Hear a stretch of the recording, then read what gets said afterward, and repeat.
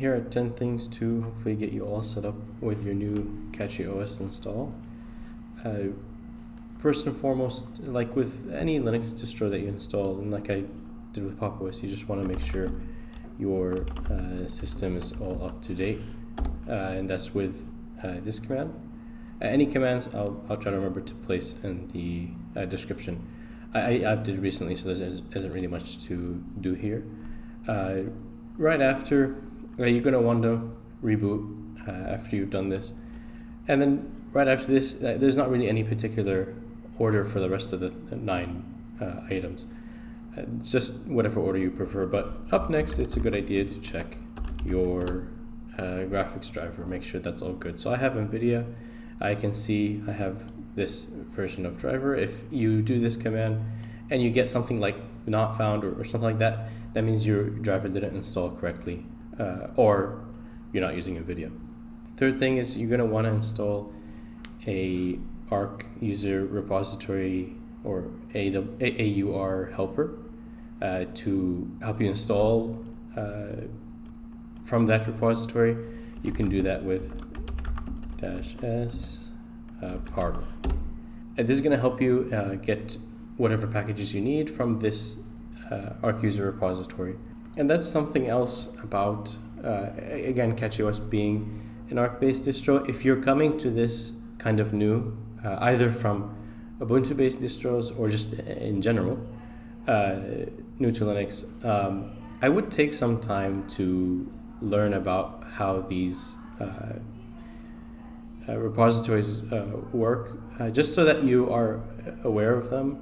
Like I remember when there was kind of a gap between when I used any sort of Arc-based distro, and then coming back to this more recently. There's maybe like a 5-year gap. But I remember when I first started, I was like, what is this? Why I have to install one thing with pacman and I have to install something else from AUR? Like, what is this difference? So it's worth taking some time to learn about this. Doesn't hurt to learn something new. Something else in the terminal while we're here. This comes down to personal preference. When you install Cachy OS, you'll have something called fish. I haven't really used it before, so I wasn't really familiar with it at all. It has some nice like color coding and stuff for your terminal, so it's kind of nice. But I think when it comes to scripting, you might run into some issues. Some commands are a little bit different. So I just thought to switch out of it. If you would like to switch out of it as well and just go back to Bash, which you might be used to if you've used other Linux distros, is you can confirm what you have with this command.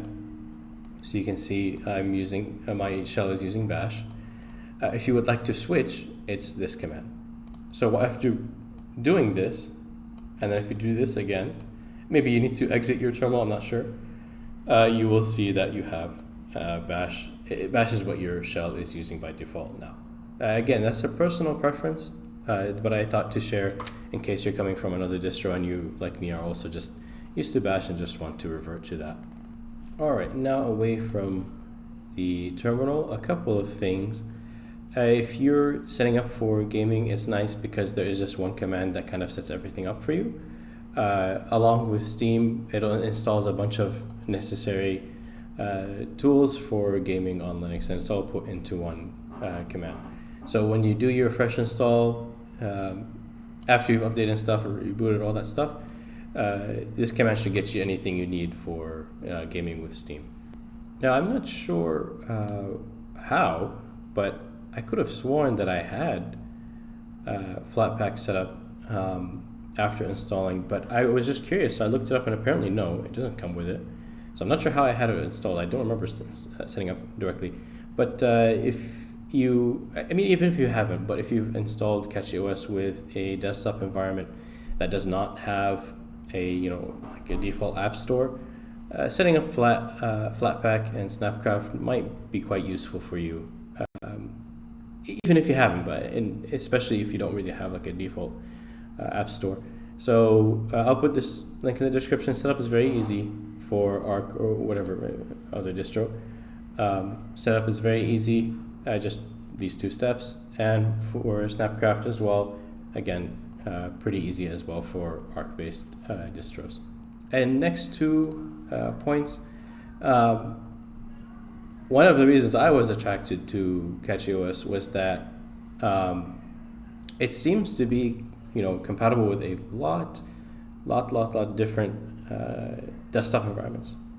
I know some people may not like to have multiple desktop environments on their install, and it does get kind of strange. On my Pop! OS install, I have noticed that you're gonna have a little bit of quirkiness here and there, and apps and such are going to start colliding across different desktop environments.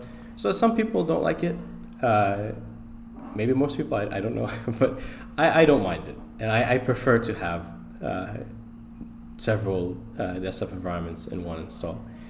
And even before the install, if you're watching this before installing CachyOS, during the installation you have lots of options to choose from, and you can select multiple.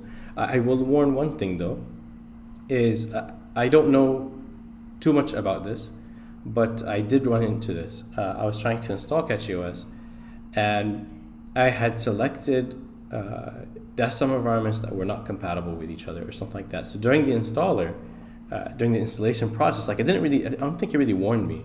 And then I was like, okay, install, finalize everything, install. During the install, I got some strange error, and when I looked that up, it was saying that you have selected, you probably selected in the installer desktop environments that are not window managers that are not compatible with each other. So just be aware of that. But as long as you stay within those bounds, there's still a lot that you can install together. Heck, even Cosmic is on here. So, which I did not actually try that, but yeah, there's a lot of options to choose from. I personally think it's cool because it feels like an entirely different desktop altogether. So if you get bored of one, rather than distro hopping or something, you just go to another desktop environment. I think it's cool. So it's worth the hassle probably that you get from having multiple desktop environments. Also, next thing is kind of going along with this, personalizing your install. If you've installed Plasma or GNOME or heck, even LXQT and Cosmic, Cinnamon, a lot of them will have very easy ways to personalize your install with theming and such. So whatever your desktop environment is, you can very easily find. It's not something you have to do in a terminal. It's been like that for a long time now. You can very easily find settings to configure icon themes, window themes, all that stuff. And at the last thing, at number 10, this is kind of a bonus point. If you've, like me, installed a desktop environment that is X11, but it also doesn't have a compositor, I think if you install, like, for example, KDE X11 on like any distro, I think you won't have to worry about this. I think it must have a compositor or something, because I don't see this issue on there. But I have seen, like, for example, if I minimize this, so if I kind of drag this like this, sorry, now it's not bad, but before, when I first installed this with LXQT, it was like terribly like, I don't know what the term is, I don't know if it's screen tearing, but like it would not transition smoothly at all. And that's when I was like, oh, it seems like, this is something I need to set up. And I didn't know that before, that's why I wasn't seeing this issue on other X11 desktop environments. It's just that it seems that there wasn't a compositor set up, so you can set that up yourself. And if you're hearing this and you're like, what is all this stuff? One, I made a video about X11 and Wayland and these display servers. But two, don't worry about all those weird details for now. Well, also, to be fair, if you've installed with LXQT, you probably already know some stuff. But that aside, it's very easy to set up. Don't worry if you're not understanding much of this right now. You can install this. I think it's pronounced picom. I don't You can install it with just like that. And then once you've installed it, I think just if I did this as well, just by one command, you can set it up. And also I think this -b tag will do it so that it's on auto start. So you don't have to like run picom every time that you boot up your install. So it should happen every time. And you should no longer see that terrible screen tearing going on, whatever it's called. So those are 10 things. So I hope you enjoyed watching, and take care.